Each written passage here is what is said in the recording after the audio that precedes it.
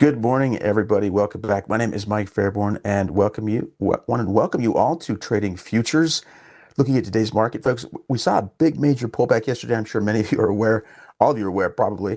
Want to take a look at that pullback across the board. I want to look at some of the context in terms of what the pivot points, what that did to the pivot point calculations. I sent a tweet out on that this morning, just as a webcast reference for us on how those calculations are built, so we could take a look at that. And I wanted to look specifically today at maybe the Fibonacci bounce scenario as we are holding below that center pivot point. So I don't think we've really focused specifically on that trade setup, but it's a really basic and straightforward one that is or tries to trade in the direction of the trend. So I'll look forward to going through that with you all. Would love to welcome each of you here. As I mentioned, wanted to state hello to, let's see, we've got Wiley here. We've got Will. Great to have you guys here, as well as Gary, Randy, TM, Silas. We've got Ocean, Carol Highspeed, Joe, Scott Riceberg. We've got Life in the Fast Lane, as well as Carol, Aaron, and Sharon. Well, good to have you all aboard. We've got Brent Moores in the chat, a good friend of mine. We had a little coaching get together last night. I sat right next to Brent, had a great time, and great to have him on board, folks. So any questions you have, throw those in the chat. Any questions, comments, love to see those coming through. So having said that, let's move on to our disclosures to get the show going here. Now, futures and futures options trading does involve substantial risk. It's not suitable for all investors. Please be mindful of that, as well as disclosure points listed here on our slide. Okay, about futures. In addition, wanted to state that information here is for general information purposes only and should not be considered an individualized recommendation or endorsement of any personalized investment advice.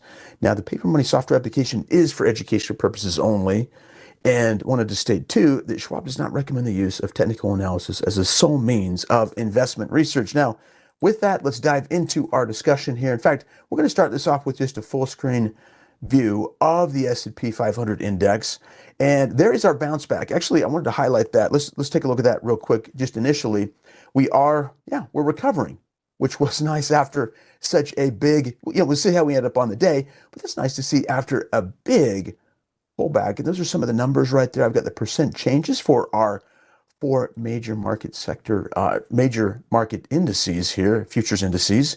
And you can see them listed over here. Now, you can see over here on the side too, just the size and just the extent of that pullback. Folks, on any given day pullback this entire year, we did not see anything like it. And that is one thing that you can measure when you're looking at velocity of a move, just the range of the day. Now, we do have that range measurement up here. As you can kind of see, it's listed as R. That's what that stands for. That's the R right up top here, next to the open, high, low, and close, and the y-axis read as well. But if I point to that, the R was coming in at 241.5. So that is the range between the high and the low day. Folks, if you go back over this whole time frame, I don't even know, it might even be over 2 years. We did not see the extent of a pullback like that in quite some time. And, we had similar kind of pullbacks over a range. If you look over here with me, like this pullback right here was kind of, maybe 240 plus points, right? In this range, kind of equivalent here. We might have seen it here as well, but that was over maybe a week. This one we got really on a one-day move, and that was the Fed announcement yesterday for the 25 basis point cut that we'd seen. And you say, gosh, Mike, is this another situation of, good news being perceived as bad news by the market on the 25 basis point cut? Well, the situation is that the Fed did mention too, they kind of gave some guidance and they said 50 basis points are expected for 2025 and another 50 for 2026, because there was some indications, and they did bump up their inflation indications by about 30 basis points.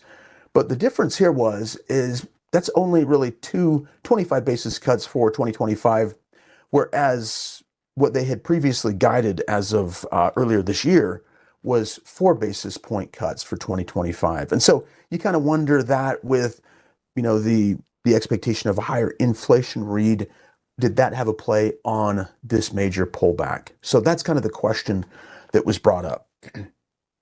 And maybe as to why, it was maybe actually, not necessarily great news, but it's still, I mean, that's a cut, interest rate cut is, kind of helpful for the market in terms of, creating liquidity growth along those lines as well, maybe helping to offset inflation. So you have to kind of take that as it comes. But as you look over here, you can see that, this substantial pullback, we did kind of, once we came back down to this level, there was a bit of a bounce there.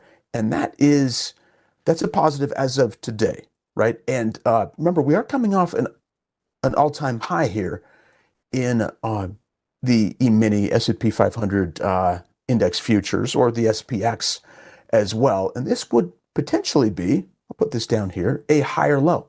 So this could be a higher low as well. As it stands right now, it is a higher low. Looking back on the chart here, that's a higher low.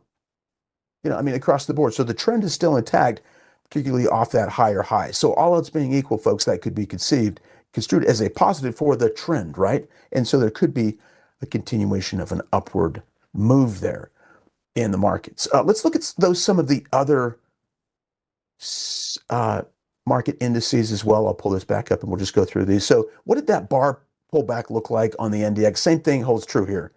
We really did see a pretty substantial pullback, as you can see right here. In terms of a one bar move from that would be an open to the close, a very, very big range. Let's just go down the line. There's the YM.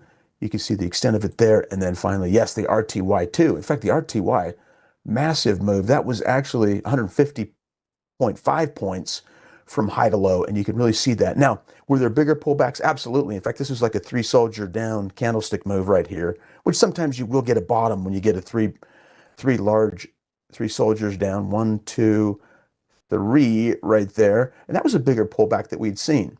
But again, remember, in the context of the trend, that was a high, at least over a 1-year high on the Russell here. Okay, so a couple more things I wanted to take a look at. Moving back to the ES here, and we'll go back into our linear regression channel. This is just the linear regression, the channel 50. And this is just kind of a good guide to see, hey, where are we at relative to, where we have tested. Actually, let me highlight this real quick first. Where we've tested off these highs. And again, the linear regression will take the range of price over time, plot us kind of that mean range, and then it plots standard deviations above and below that level. And a lot of times, prices will move like a standard deviation above or below. Now, you can see up top here, we didn't quite come to the top here. We've been holding at a little bit lower range right through here. If I can set a diagonal line in there, that we came off of, but we did retrace back through our mean level right there. Now, this can be interesting because the mean represents really sort of the mid-range of the time frame that we're plotting when we are using a linear regression channel. Okay, I'm going to add to this a little bit, add some context for the possibility of a pullback within this range. And a lot of times what traders might do is when you do get a big bar like this, it looks like right now we may not be getting our three soldiers down. I mean, or an extension of the downward move immediately. Sometimes it will reverse and go lower. Obviously, that can happen. But what I wanted to highlight right now is the fact that if you take the mid-range of a big bar like this, which is what we've got, look for that 50% level as a possibility of a resistance point. So 50%.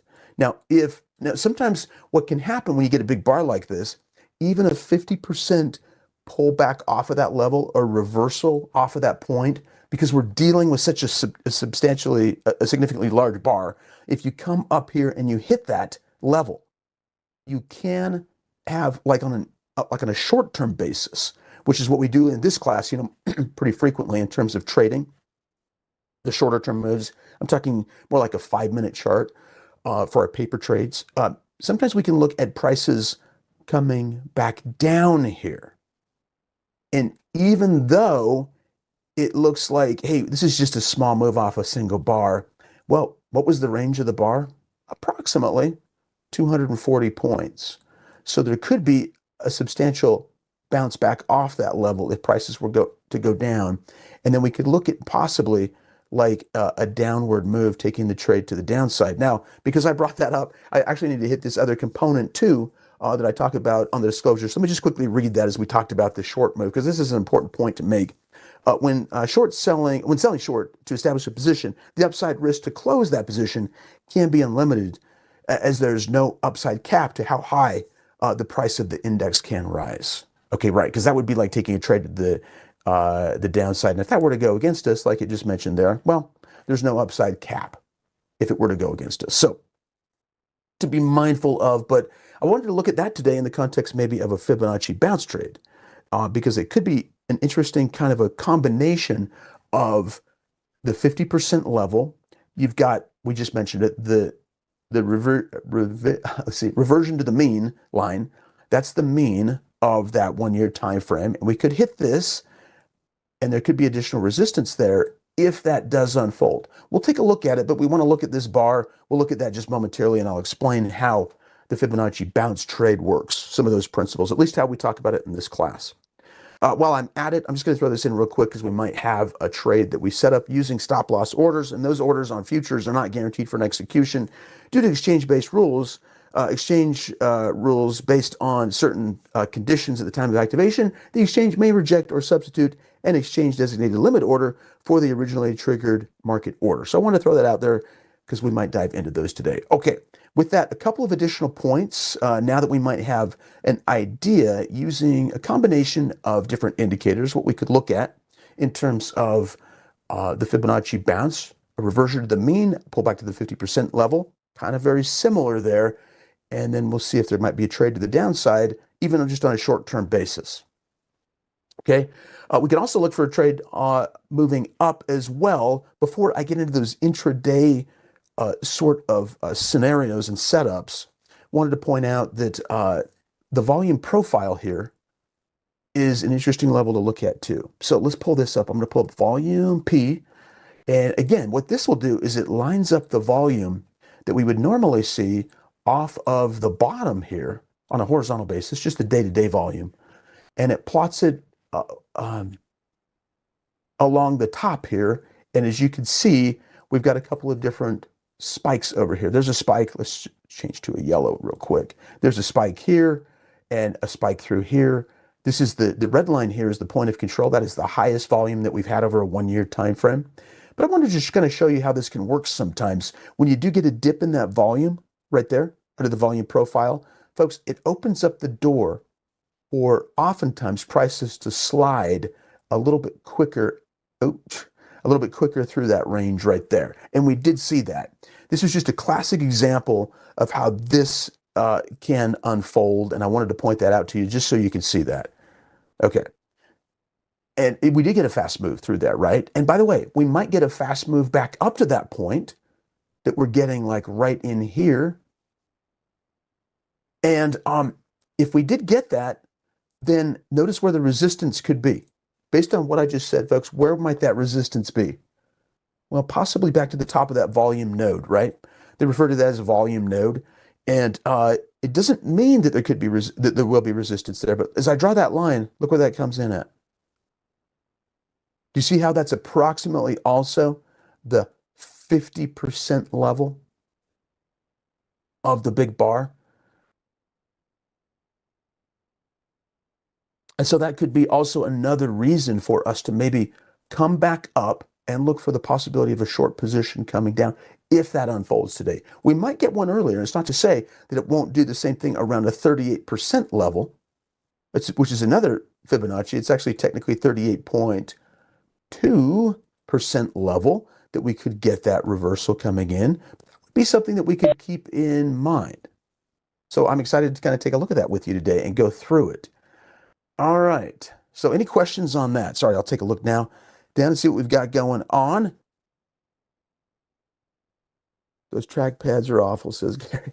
Yeah, I'm actually using a freehand mouse here on my screen. And it's, hey, I'll tell you what, Gary, if I slide off the mouse pad, yeah, it goes right off the chart there. But, all right. So a couple of different things, right? And what we're really doing, what we do so many times in this class, is we kind of look at those areas where there might be a pivot off of a certain point, and then we isolate that back down, down, down, down, down, down, and say, okay, this could be happening across this indicator, this one here, and this one here. And now we look at that on an intraday basis and we see what that shows us. So let's go ahead and move into that in just a second. I've got to do one more thing, and that's to look at money flow. Uh, a, a note on money flow. I had been reading through some of the fund flows into the market, folks. And from what I'd read, these were some of the highest fund flows in a very, very long time, right in through here. And the beautiful thing is money flow did pick up on it. Look at the spike in the money flow over here. Now, money flow is designed to do that, okay? Because it tries to net out relative buying versus relative selling. And in this case, we had relative buying over here. Now, this hasn't always happened, but when you do get a big group of buyers in here, you kind of have sort of this blow off phase. And what can happen is you can get a pullback after there. Now, will that happen? That's a question. I put a question mark there because we don't know. We have been seeing some weakness in the market. I'm just trying to give you a bigger picture sense of what could unfold. This is something I talk about at length in my class on Wednesdays, which is the market and sectors class. And you can take a look at that class if you want. Anytime, and we do go into more detail as to market direction, and that kind of ties in a little bit into my futures, this class, and then some of the things script class. Now, Ben's taken over this class as of next week, but anyhow, what I was going to say is if you go to something like the SPXEW, which is just simply the equal weight there, you can see that pop up right there. Notice what's happening here.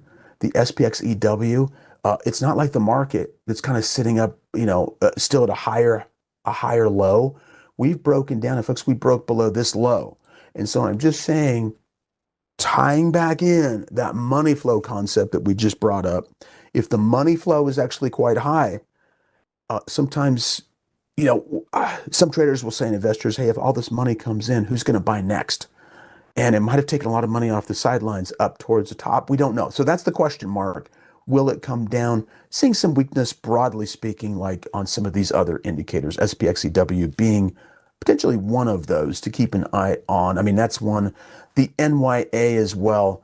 I'll just put this down here so you can see these symbols, which is just the NYSE, which is about 2,800 plus stocks. You can see that that's broken down as well. So a larger basket of these have broken down, and that could possibly mean a change of trend because we haven't seen that in a little bit. Doesn't have to be, but we'll see if strength reverts back. By the way, that first one was SPXEW and equal weight. I want to throw those out there for you just so you have them.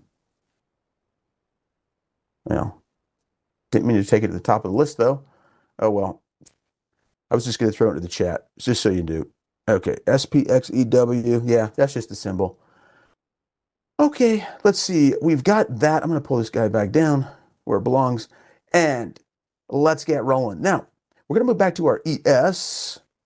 All right, and we're going to dive in over here, and yeah, watch out for the cat chasing the mouse. Absolutely.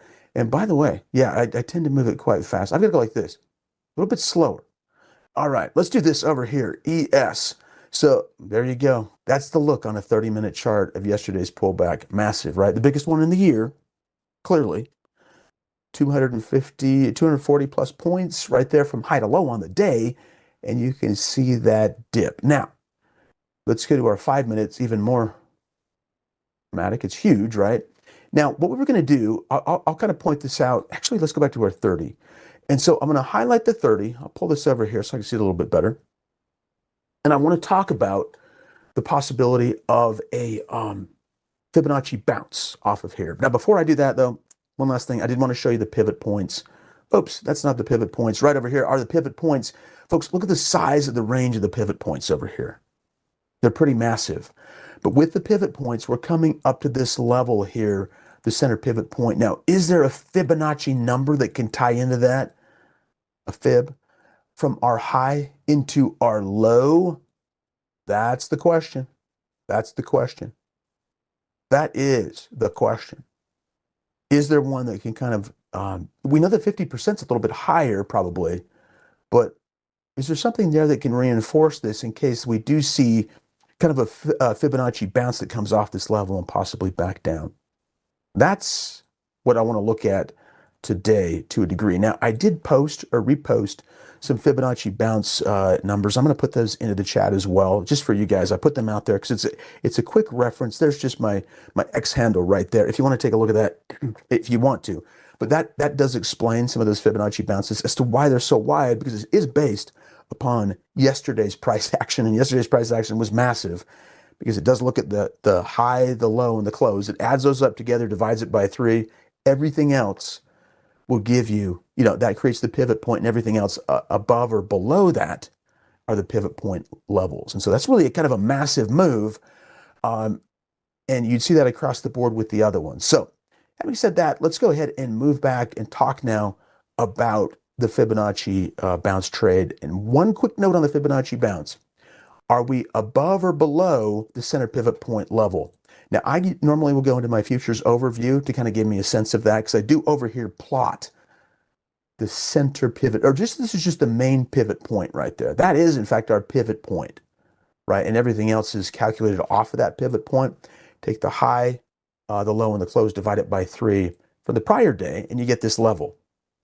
Now, if we're struggling, if we're below that level, and you can see some resistance off that point, bouncing off that level, this is of interest because, we would look for Fibonacci bounces potentially going down because we're operating below that level. So having said that, what I'm going to do is, using what I've got here, I can go ahead and keep the pivot point on. I'm just going to use this futures overview, this quad view of the futures indices. And I'm going to go ahead and just maximize that grid so you can see where we're at here. Okay, so with that, and that's a 1 day, 1 minute. Now, we can take the Fibonacci move off of the high, a 1 day, 5 minute chart.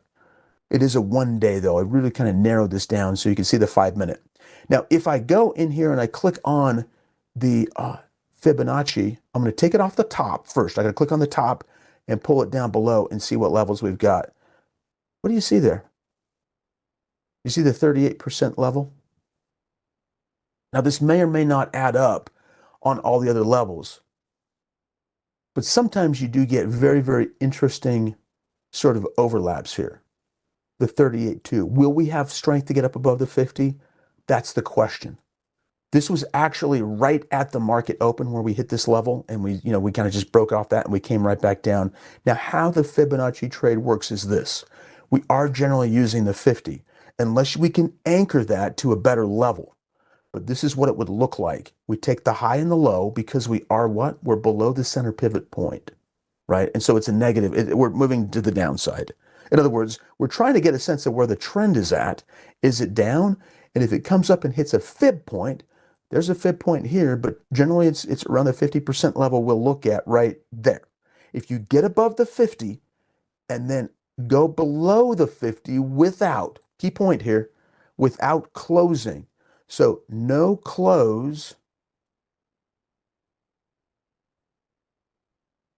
above the 61.8.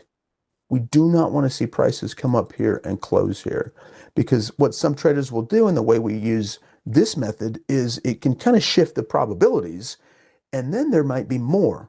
There may be more of a likelihood of going higher. That's the question.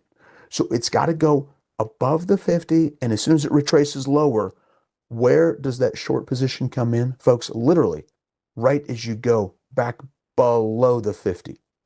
So we would take that on. Now, the targets would be, there could be a couple of different targets, the 23.6 or the 0. All right, the 0 level. So either we take this trade all the way down to this point, and let's just say if we were using some of the micros that we discussed last week, and we do, let's say, 2 micro contracts on the downside, at this level, if we hit the 23.6, somebody might decide to buy one back. They may not. They might decide to close out the entire position with a pullback down here at the 0. Do you see how that eliminates, or I should say it offsets the 2 short positions that we had if this scenario unfolds? So that would be one scenario. Another one too is if prices were to go down, what they could do, some traders might do. I mean, there's a lot of different things you can do. What if they had, let's just put it this way. What if you had -3 contracts up there? There we go. We just turn that right into a three.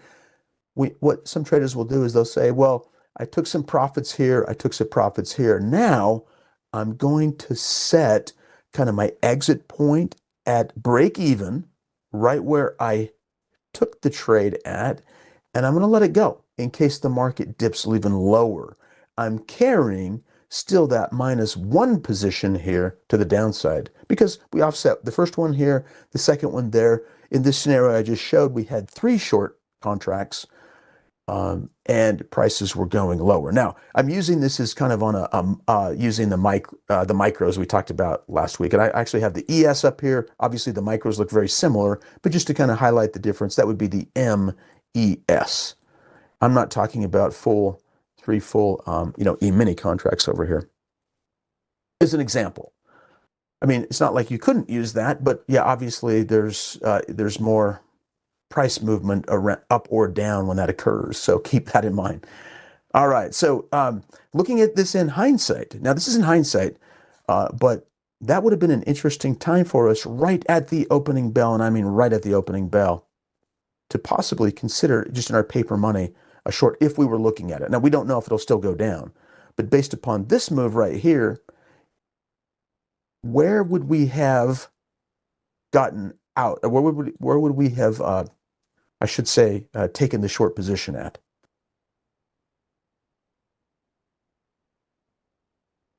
It would have been right there.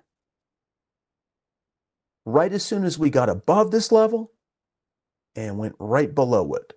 If we're using the 38.2. Now, generally, like I said, the Fibonacci bounce is using the 50, which is up above us here. That's the 50 up higher. We didn't use that one, but we used the 38.2. And why did we do that? Folks, you can almost not even see the difference.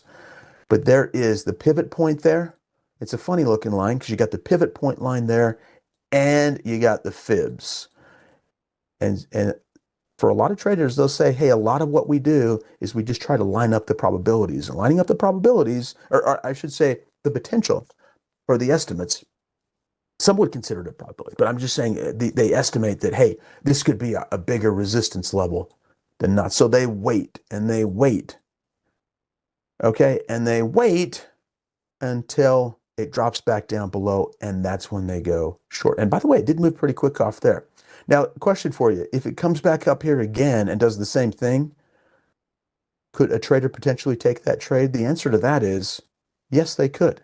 Yes, they could. It could still be resistance, and you could kind of look at that, particularly if you get some light volume coming up here. Now, I'm going to add one additional component that we didn't talk about last week, but I'm not going to add like a ton, because I think if you have too many indicators, it can be challenging.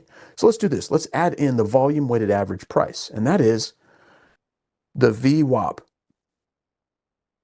And I'm going to click on that VWAP right now, and we're going to look at the calculation. Oh, dang. It made it so big I can't even, oh, you have to slide over. Okay, there you go. There's not actually a side-to-side scroll bar. I'm just simply highlighting the mouse and pulling it from left to right, which is not a good way to go. And I can't make this I can't make it any bigger. Can I copy it? Yeah. Okay, I can go up and down, but you have to go side to side by pulling the mouse. Anyhow, that's kind of a drag. It might just be because I'm on the presentation here. That's my guess. The VWAP plot is accompanied by these two bands. And so anyways, it compares volume and price together, and traders will use this. Did I click on it? No, I didn't. Okay, let's double click on it, and there you go. So they'll use this as a guide, and the middle level is what we're looking at right here. Let me take off the two upper levels for now. Make it just those are the deviations up and down. I'm just going to go 0 and 0 here, and we'll click OK. And there is your VWAP line. Now, a lot of times they'll say they don't want to go, short the market unless you're below that level, or, they don't want to go bullish unless you're above that VWAP line. And this is a really, really kind of short-term trade. We'll take a look at this in here in just a second, but that is also kind of a guideline. Now, how's that going to work with our Fibonacci bounce? By definition, prices are going to be shooting up above the VWAP line. So this may act more than anything as a confirmatory, a confirmation that prices, that there might be more weakness when you break below that level. In other words, remember how I said we could close a position out here or down to the zero line at the 23.6 or the 0%, really the bottom of that Fibonacci level. You could close it out here as well, right? You could close it or close it here. You'd be below, in this case, in this scenario, you'd be below that VWAP. And that could be used as like a confirmation of weakness. Another quick note. You notice how we bounced right off that level? And there might be some support there too.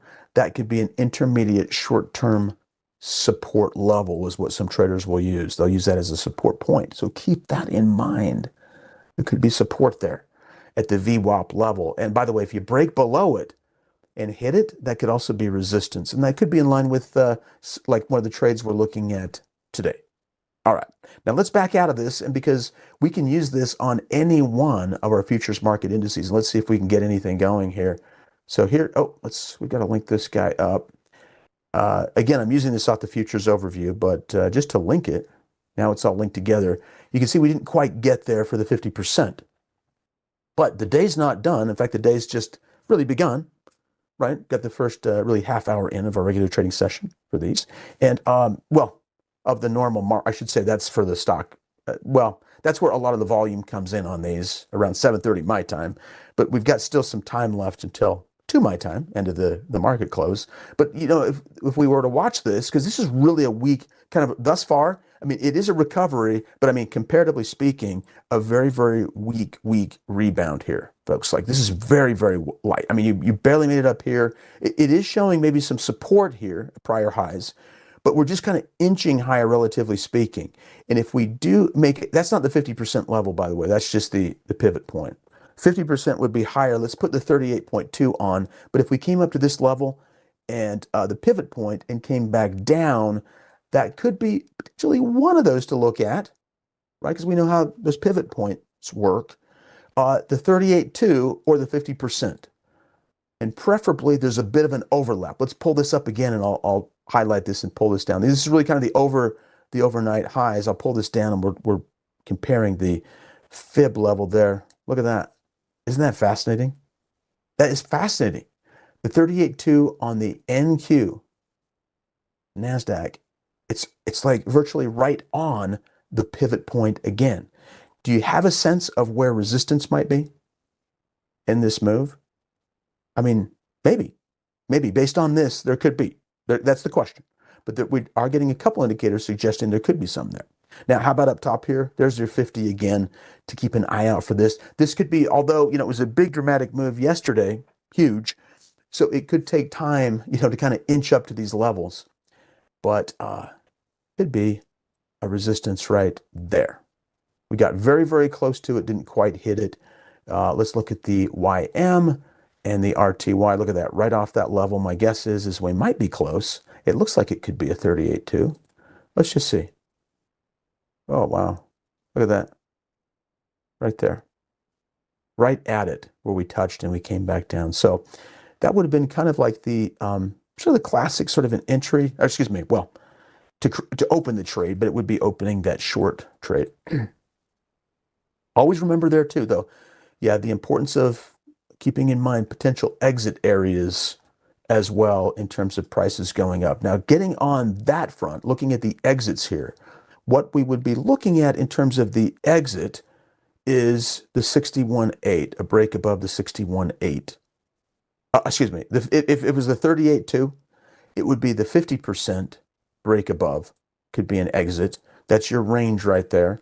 Or the 61.8 if the entry was the 50%. I should say the entry to start the short position was the 50, right? So in other words, yeah, if it was the standard Fibonacci bounce, which normally takes us to the 50, if it were to go against us, potential exits could be right up here. Try to get out. If it was the 38.2, it might be the 50% level. Now, I'm dying to take a paper trade here. I'd love to take a paper trade, but it happened like right at the opening bell. So It's not to say I couldn't have had a position right on at the opening bell. It's unfortunate that I missed one on that paper trade. It would have been a great way to kind of explain this. I'm going to do this one again on the RTY. We'll take it to the high, to the low, and there's your 38.2 as well. Big bounce right off that level. So all four really kind of showing that, although the NASDAQ didn't quite hit that level. NASDAQ's a little bit weaker, so we'll see what happens. But now trading below that VWAP line. All right, so does everybody kind of get a sense of what we had been doing today in terms of lining this up with the daily chart? I think you guys catch on quick. I know that, reading through the comments, particularly after the class is done.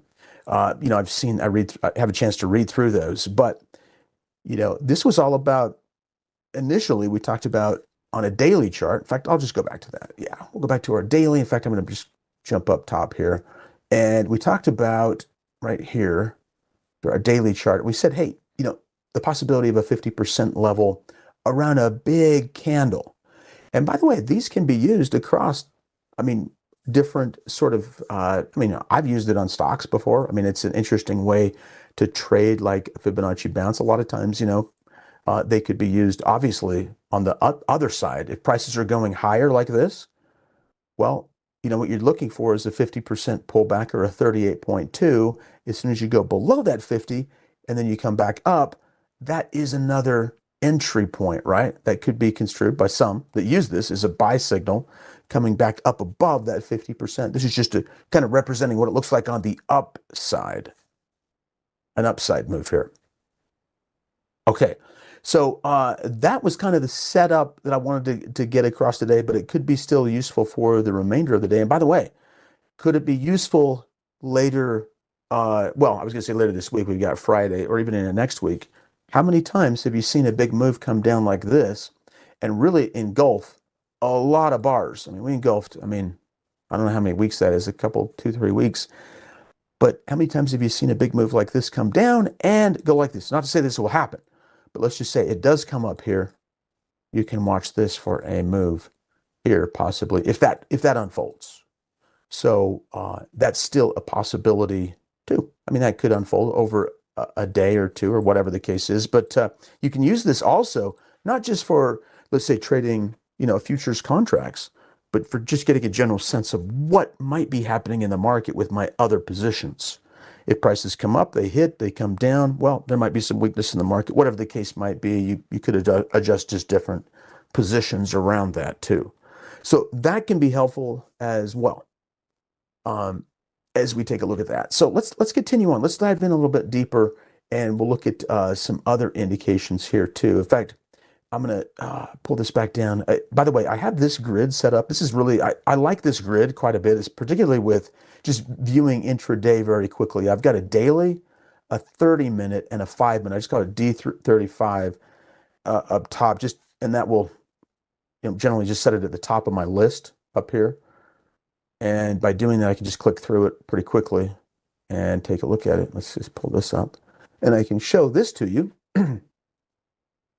right there very quickly. That's the 30-minute move. I have it right at my fingertips. I've also got a 5-minute right at my fingertips as well. You can go back in. I like that. That 30-minute is interesting intermediate time frame between the daily and the 30-minute chart, and could be helpful too as you look at it. But there's that 23.6. We'll see if we get a bounce off there. And do we get some meandering up later during the day? The other point too is the pivot point. Now, on the pivot, I'm going to just take off my fib for now. We got to remember we've got the 38.2 here, but you can see the distance coming down. It's quite a big distance. Remember how we said last week and previously, using the pivot points, if I come down through here and I say, if you get to like the 50% level of the range between the pivot point and the S1 level, that too could be an area where people will sometimes take off the trade. Well, that can also be interesting when you're getting a major support level down through here as well. So that could be, major on an intraday basis. That was the bounce that we had off of the massive decline as of yesterday. We had the bounce, and so this could be also an area of support you keep in mind. What I'm going to do right now, folks, I'm going to go over here and I'm going to take this level and I'm just going to plot, right click on it. I'm going to create an alert there because it could be of interest. An alert if we go at or below that level. I'm just going to say near, so my text message might read something like this when it comes to my phone, near 50% level, pivot, question mark. I can go ahead and click create there. And again, that can make a sound off the computer. Under my notifications, I could put an email address or a text message. I've generally gotten those text messages about 3 to 5 seconds after they trigger. So very, very quick on that. Also, what about that 38.2? If we get up to it again, I would right click right here. Let's see if I even get close to it, like even just like a little bit below it, like right here, which is also, remember, my 38% level. If I get near that level, I'm going to do the exact same thing again, create alert. In this case, we're going to leave it at or above, and I'll just say something like above 38%, question mark, create, and there we go. So I've also got it though. I showed this kind of fast. I'll show it again. I've got this set up because if you're around your computer, you've got the volume turned up, go to notifications, just make sure it says, it'll notify based on a sound if the alert is triggered right there. You know, you can have different sounds and things along those lines. Okay. Oh yeah, Silas, absolutely. Let's share that right now. You guys might find this easier. In fact, I'm gonna flip. I did change this to the ES. This is just a stock. I'm gonna save this again before I'm gonna make it oriented to futures. Okay, so this is not like a think script or anything. So it's just simply a grid. So I'm just gonna go ahead and share that with you guys right now. Share the grid. Oh, by the way, it's got the RSI and money flow. You're okay with that? You can take those off too. Anyhow, let me put that into the grid, into the chat for you. There you go. All right. Uh-oh, Mike doesn't see the chat anymore. You know what, Mike, on that? Interesting. By the way, good to have you on board, Mike. But yeah, if you hit the refresh, I've had that happen before. I've had my chat stop and I've had to refresh it. So things can vary with YouTube on that. I don't know what's going on there. Oh, let's see. Same thing with what? Okay. Gotcha. Oh, that was for something else. Thanks, Wiley. Heads up on there. Folks, if you haven't had a chance yet, if you're interested, love to have you follow us on Trader Talks. Brent teaches a ton of great classes. Encourage you to join just our whole group. Bottom right-hand corner of the screen, just hit that subscribe button. If you haven't already, I know maybe you have. Great to have you all on board too. But if you happen to be new, love to have you join our over 130,000, correct me if I'm wrong, Brent, but 130,000 subscribers already. Yeah, if you like today's presentation as well, smash that subscribe button. Love to have you join us on board there as well. So with that, folks, let's see. Any final questions I can get to? I think we have a couple of minutes here. Oh, got it. Got it, Mike. Got it back. Excellent. I was going to say, folks, I am going to I'm going to be teaching a class a new class coming up. It is swing trading. And I look forward to that. We'll be using some of the same concepts, but it's going to be more like a days to weeks is what we'll be looking at there. In fact, I'm just going to pull this up real quick so you guys can see this. And let's just see. I'm going to see if I can get this going.